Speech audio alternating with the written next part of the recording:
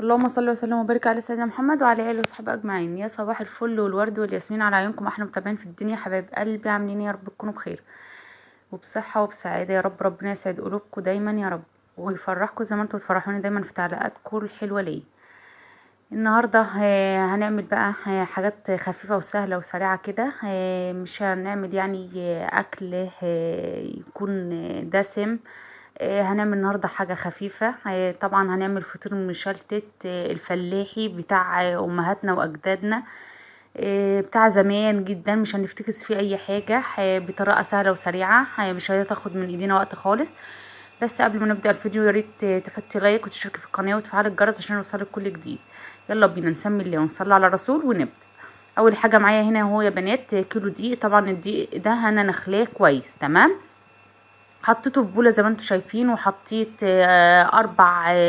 اربع معالق سكر كبار، 4 أو 5. يعني لو معلقتك مش كبيرة قوي حطي 5 معالق، بيدي طعم حلو للفطير. ومعايا يعني نص معلقة ملح تمام، نص معلقة صغيرة ملح. جبت اهوت المية الدافية بتاعتي وابتديت اعجن فيها كويس جدا اهوت لغاية ما تتخلص خالص من ايدي زي ما انتم شايفين كده.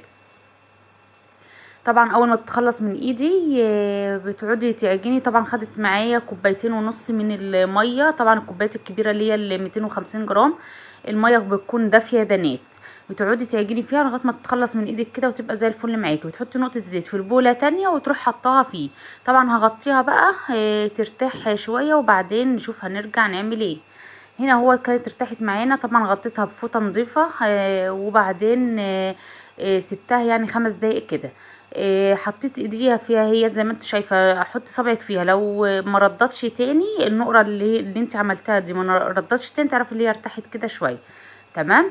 جبت شويه دقيق، رشيت شويه دقيق على الرخامه هي بتاعتي. طبعا الرخامه بتاعتي نظيفه ما فيهاش حاجه، مش محتاجه يعني احط المفرش بتاع العجين، بيلخمني وبيروح ويجي معايا ما بحبهوش. معايا الرخامه بتاعتي نظيفه وحلوه خلاص زي الفل معايا. هنبدا نعمل بقى الكور بتاعتنا. طبعا انا هعمل فطيرتين كبار، اللي هو الفطير المشلتت الكبير بتاعي، مش هعمل اللي هو الصغير. لو هتعملي صغير هيعمل 4 فطيرات. الكيلو هيعمل 4 فطيرات معاكي تمام. اذا ما انا هعمل فطيرتين كبار في الصينيه الكبيره اللي هي بتاعت العشاء الكبيره دي. خلاص كده يا بنات اهوت. ابتديت اكور اهوت زي ما انت شايفه كده. صلى على النبي بقى واذكري الله. وحطي لايك اللي لسه ما حطيتيش لايك، انا شايفاك اهوت. ونكمل الفيديو مع بعض. خلاص يا بنات اهوت. عملت كرات اهيت. بتعمليها كده بتفتحيها وبعدين تقفليها من تحت اهي زي ما انت شايفه كده. طبعا العجينه بتاعتي هتعمل معايا 24 كوره، 2 كبار و22 كوره صغيرين زي ما انت شايفه كده. النهارده كان يوم خفيف وسهل. طبعا لو انت محتاره في الاكل قومي اعملي فطيرتين بيبقوا زي العسل. تنفع عشاء تنفع فطار. بيبقى اكل سريع وخفيف يعني، وحاجه نظيفه ومضمونه من ايدك لعيالك. خلاص كده انا خلصت اهو. عملت كورتين كبار اهو زي ما انتم شايفين. بغطيها بفوطه 5 دقايق وبعدين ارجع لها تاني. هنا هو كانت ارتاحت معايا. هبدا انقلها بقى عشان اشتغل على الرخامه. هنقلها في صينيتين نضاف حلوين كده بالراحه. طبعا العجينه عشان اللي ارتاحت معاكي شوفي بقت متنفخه ازاي، من غير خميره ولا غير اي حاجه، بشويه ميه والسكر والملح بس، ما تحطيش زياده عن كده. خلاص كده يا بنات اهوت. انا شلتهم اهو زي ما انتم شايفين. هبدا بقى اعمل على الرخامه. هاخد واحده واحده بقى. طبعا انا عامله مسيحه الزبده بتاعتي دون 300 جرام، يعني الكوبايه الكبيره اللي هي المج الكبير بتاع الشاي.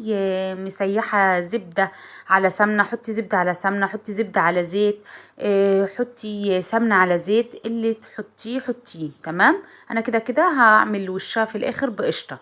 خلاص اهوت. انا بحب ده، انا مسيحه زبده وحطيت شويه زيت عليه. انا بحب اعمل زبده الفرن في قلب الفطير بتبقى طعمها حلو يعني. خلاص كده يا بنات اهو. هبدا بقى افرد العجينه كده زي ما انت شايفاها. بتعمليها الاول وش وظهر في قلب السمنه بتاعتك، وبعدين تفرديها عادي خالص على الرخامه بتاعتك. طبعا بتبقى متعصه من تحت ومن فوق زبده زي ما انت شايفه كده. بتلكيها فيه وبعدين تفرديها زي ما انت شايفه اهو. عملت اهوت اول باكت اهوت بتطبقيه زي ما انت شايفه كده. وبعدين بتجيبيه تحطيه في الباكت التاني اهو. زي الظرف كده يعني اهو يا بنات، شايفاه؟ طبعا الفقاقيع فيها اهي باينه، هي فيه لسه اول اتنين، لسه هنكمل بقى بقيه الفطير، بقيه الكور اللي معانا دي كلها نعملها فطيرتين زي ما انت شايفه كده اهو. طبعا لو اتخرمت منك عادي يعني ما فيش اي مشكله، تبقى زي الفل في الاخر. خلاص اهو يا بنات، بتفضلي تعملي كده بقى، تعملي الكور بتاعتك، تبططيها كده لغايه ما تخلصيهم كلهم. هتحطي في الواحده 11 واحده، والاخيره بقى بتبقى كبيره شويه عنهم اهي زي ما انت شايفه كده. يعني الحجم ولا هو كبير ولا هو صغير، اللي هي الكور دي يا بنات، ولا هو كبير ولا هو صغير، عشان برضو تكفي العجين. كل ما تحطي فيها العجين طبعا بتكبري اللي بره اهي، كبرها شويه عشان تتلف معاكي ظرف. خلاص كده انا خلصت اهي اول واحده اهي يا بنات. حاولي تفرديها على قد ما تقدري. في ناس بقى بتجيب اللي هي الكبيره، بتعمل فطيرتين كبار، بتقطعهم حتتين، يعني بتقطع العجينه اللي انا عاملاها ديت، بتقسمهم اتنين بالسكينه ولا حاجه، وتاخد واحده واحده وتعملها باكت ظرف كبير. يعني الواحده بتعملها ظرف كبير وخلاص على كده، وفي الاخر بتفردها وبس كده، ما بتعملش كذا رق في بعض زي ما انا بعمل كده. ده كان اخر رق معايا اهوت، انا بحاول افرده على قد ما اقدر، لان الرخامه برضو مش مساعداني، الرخامه منها يعني ضيقه شويه مش مساعداني. ادام انتي لو بتعملي على الطبليه هيكون احسن من كده.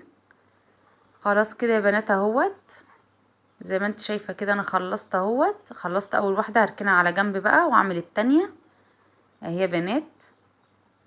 اشيلها، هبدا اعمل التانية برضو بنفس الطريقه اللي عملت بها الاولانيه زي ما انت شايفه كده.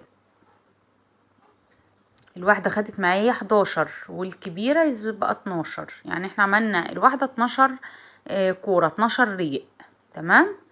هبدأ افرد برضه اهيت التانية اهي، تعملي ظرف اهوت برضه، ظرف وتطبقي، وبعدين تاخدي الاولى وتحطيها في التانية وتطبقي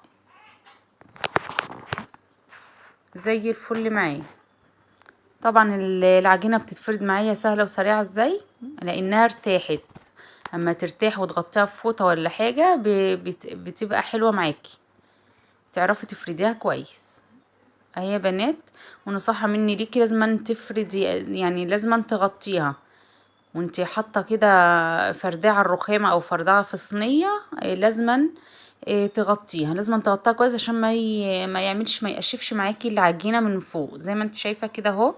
خلصت اهوت. هحط بقى نقطه زيت، انا هعمل في الصينيه اللي هي صينيه العشاء دي اهي، عشان الفطيره تطلع معايا كبيره وحلوه.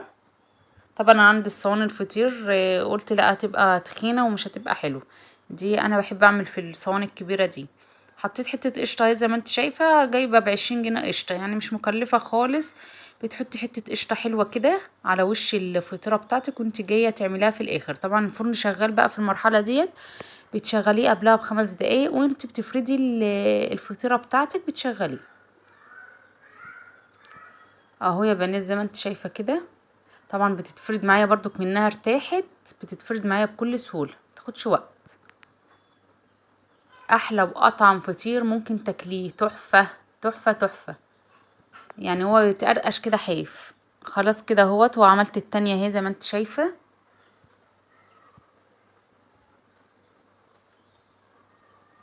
عملت الاتنين. طبعا هتدخلي واحده واحده بقى الفرن، لاني انا هعمله في الفرن الغاز اللي هو بتاع زمان ده الفلاحي، او اعمليه في الفرن الكهرباء، يعني ده او ده.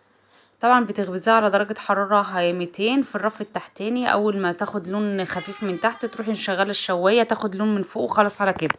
شايفين الجمال؟ شايفين العسل؟ حاجة كده عسل عسل عسل عسل، مقرمش وكريسبي وجميل، ولونه ذهبي وجميل ازاي، عامل ازاي، ورقات رقات، حاجة كده زي السكر، هتاكليه وتاكلي صوابعك وراه. قومي بقى اعمليه لولادك وفرحيهم، لو عشاء او فطار او تغيير في الاكل شوية. وطبعا بطريقة زمان، بالطريقة الفلاحي بتاع امهاتنا واجدادنا. لو عجب زي العسل معانا تحفة، بألف هنا على قلوبكم. قوموا جربوه بقى واعملوه لاولادكم وفرحوا اولادكم. هنقطع بقى حته نشوفها كده مورقه ولا ايه. انا مرضيش اقطعه ولا بالسكينه ولا بمقص، اقطعي بايدك زي ما احنا متعودين اهو يا بنات، تحفه. لو عجبك الفيديو ما تنسيش تحطي لايك وتشتركي في القناه وتفعلي الجرس عشان يوصلك كل جديد. اشوفكم في فيديو جديد في حفظ الرحمن. مع السلامه، بحبكم في الله.